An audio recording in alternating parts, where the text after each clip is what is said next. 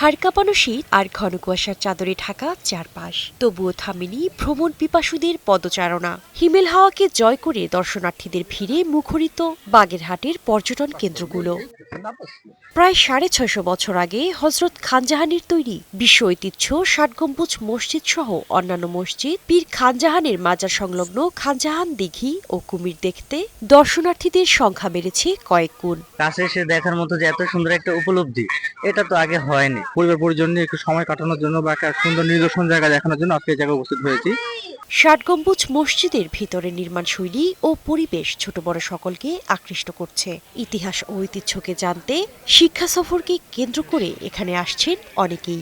বছরের শুরুতেই আমাদের যে পরিমাণ দর্শনার্থী আসছে তার থেকে যে পরিমাণ রাজস্ব আমরা পাচ্ছি গত বছরের তুলনায় অনেকাংশে বৃদ্ধি পেয়েছে। বছরের শুরুতে দর্শনার্থীদের সংখ্যা যেভাবে বেড়েছে তাতে গত বছরের থেকে অনেক বেশি রাজস্ব আয় হবে বলে প্রত্যাশা প্রত্নতত্ত্ব অধিদপ্তরের। শারমিন ডিমি, বৈশাখী সংবাদ।